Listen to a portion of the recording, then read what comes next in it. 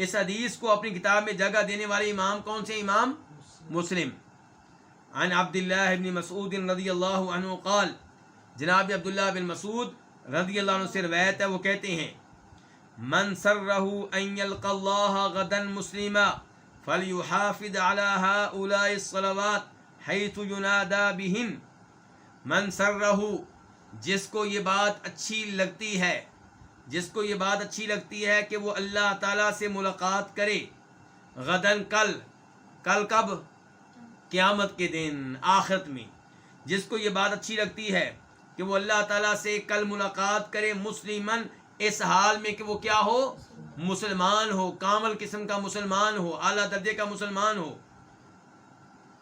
جس کو یہ بات اچھی لگتی ہے کہ وہ اللہ تعالیٰ سے کل اس حال میں ملے کہ وہ کیا ہو؟ مسلمان ہو، فلیحافظ، تو اسے چاہیے کہ پابندی کرے، علی ہؤلاء الصلوات، ان نمازوں پہ۔ ان نمازوں سے مراد کون سی نمازیں ہیں؟ 5 وقت کی نمازیں۔ اسے چاہیے کہ حفاظت کرے، پابندی کرے ان نمازوں کی، حیث ینادی بہن، حیث، اس جگہ، ینادی بہن، جہاں سے اذان دی جاتی ہے، اعلان کیا جاتا ہے، بہن، ان نمازوں کا، نمازوں کا اعلان، نمازوں کے لیے اذان کہاں ہوتی ہے؟ مسجد میں۔ تو یہ نمازیں وہاں جا کے پڑھے جہاں سے اذان کی آواز آ رہی ہے، جہاں سے نماز کے لیے بلایا جا رہا ہے، سمجھے نا؟ تو منصر رہو، جس کو یہ بات اچھی لگے، اور ہر کوئی چاہتا ہے، ہر کوئی چاہتا ہے کہ میری اللہ سے جب ملاقات ہو تو میں اس وقت کیا ہوں؟ مسلمان ہوں۔ تو فرمایا جو یہ چاہتا ہے کہ میری اللہ سے ملاقات ہو اس حال میں کہ مسلمان ہوں، اس پہ پھر واجب ہے کہ وہ یہ نمازیں پابندی سے ادا کرے، اور وہاں پہ ادا کرے جہاں سے اعلان ہوتا ہے ان نمازوں کا، اذان کی آواز آتی ہے جہاں سے۔ تو منصر رہو، جس کو اچھا لگے، یلقى اللہ، کہ وہ اللہ تعالیٰ سے ملاقات کرے، غدن کل، مسلمن، اس حال میں کہ مسلمان ہو، فلیحافظ، اسے پابندی کرنی چاہیے، علی ہؤلاء الصلوات، ان نمازوں کی، حیث، کہاں جا کے پابندی کرنی چاہیے، کہاں جا کے ادا کرنی چاہیے؟ حیث، جس جگہ سے ینادی، اعلان کیا جاتا ہے، اذان دی جاتی، بہن، ان کی، کن کی؟ ان نمازوں کی۔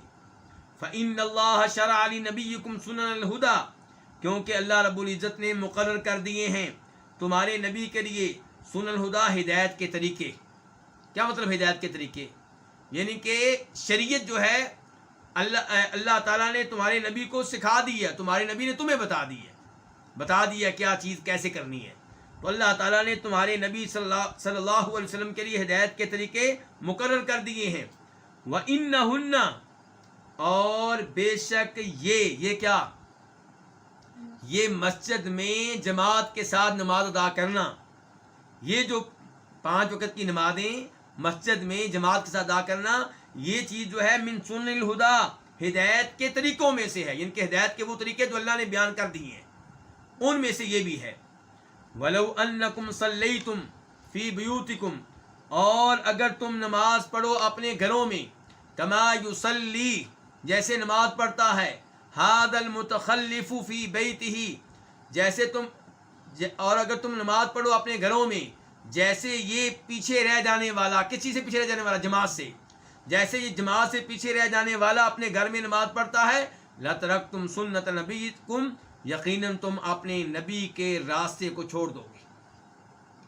اگر تم اپنے گھروں میں نماز پڑھتے رہو گے تو اپنے نبی کے طریقے کو چھوڑ دو گے، اور نبی کے طریقے کو چھوڑ دو گے، لفظ کیا بولا ہے یہاں پہ؟ سنت، لَتَرَكْتُمْ سُنَّةَ نَبِيِّكُمْ، اپنے نبی کی سنت کو چھوڑ دو گے۔ تو وہ کہتے ہیں لو جی پتہ چل گیا اس سے کہ مسجد میں نماز جماعت کے ساتھ پڑھنا کیا؟ سنت ہے۔ کیا ہے؟ سنت ہے، واجب نہیں ہے۔ نہیں، سنت کا معنی طریقہ، تو آپ کا ہر طریقہ جو ہے وہ افضل نہیں ہوتا، کئی طریقے آپ کے واجب ہوتے ہیں۔ 5 وقت کی نمازیں پڑھنا، چلے جماعت کے ساتھ پڑھنا 2 منٹ رہنے دیں، 5 وقت کی نمازیں پڑھنا یہ آپ کی سنت ہے، آپ کا طریقہ ہے، تو کیا یہ واجب ہیں کہ افضلی ہیں؟ واجب ہیں، ضروری ہیں۔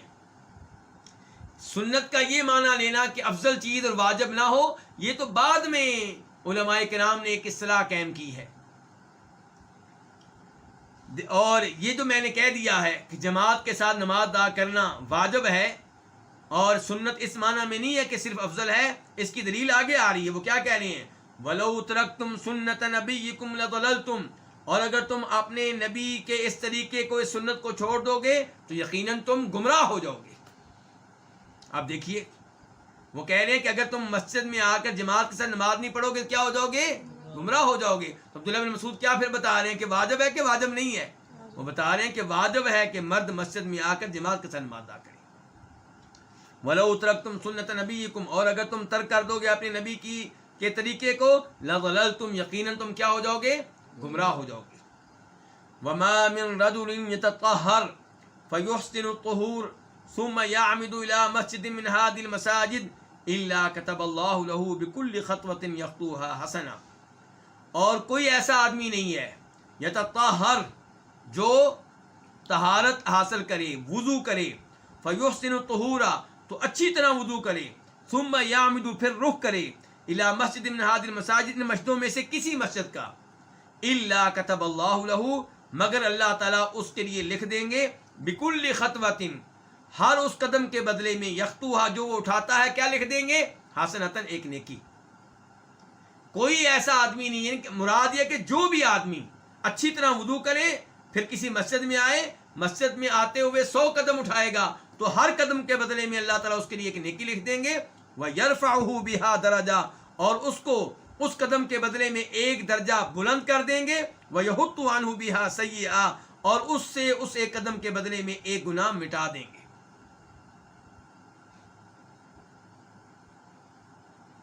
خوش نصیب ہے میرے وہ بھائی جن کا گھر مسجد سے دور ہے، پھر بھی جماعت کے ساتھ نماز پڑھتے ہیں.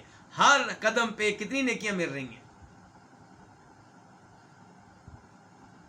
پھر دیکھ لیں، وَمَا مِن رَجُلٍ يَتَطَهَّرُ، کوئی ایسا آدمی نہیں ہے جو وضو کرے، فَيُحْسِنُ الطُّهُورَ، تو اچھی طرح وضو کرے، ثُمَّ يَعْمِدْ، پھر قصد کرے، رخ کرے، إِلَى مَسْجِدٍ مِّنْ هَذِهِ الْمَسَاجِدِ، ان مسجدوں میں سے کسی ایک مسجد کا، إِلَّا كَتَبَ اللَّهُ لَهُ، مگر اللہ تعالیٰ اس کے لیے لکھ دیں گے، حسنۃ، ایک نیکی، بکل خطوۃ یخطوها، ہر اس قدم کے بدلے میں جس کو وہ اٹھاتا ہے.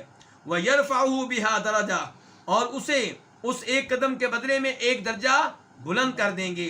وَيَحُطُّ عَنْهُ بِهَا سَيِّئَةً، اور اس سے اس ایک قدم کے بدلے میں ایک گناہ مٹا دیں گے. وَلَقَدْ رَأَيْتُنَا، اور البتہ تحقیق، رأیتنا، میں نے دیکھا، نا ہم کو، ہم سب کو، یعنی کہ میں نے اپنے آپ کو اور اپنے ساتھی صحابہ کرام کو دیکھا. میں نے دیکھا ہم کو اس حال میں کہ وَمَا يَتَخَلَّفُ عَنْهَا إِلَّا مُنَافِقٌ، کہ نہیں پیچھے رہتا تھا، عنہا، ان نمازوں سے، الا منافقن، مگر کوئی منافق. ہمارے زمانے میں فرض نماز سے منافقوں کے علاوہ کوئی بھی پیچھے نہیں رہتا تھا، اور عام منافق بھی پیچھے نہیں رہتے تھے، کیونکہ منافق بھی حاضری لگوانے کے لیے مسجد میں آتے تھے تاکہ لوگ یہ سمجھیں کہ ہم کیا ہیں، مسلمان ہیں. کوئی منافق پیچھے رہتا تھا، وہ منافق جس کو پتہ چل جاتا تھا کہ اب لوگوں کو پتہ چل ہی گیا کہ میں منافق ہوں.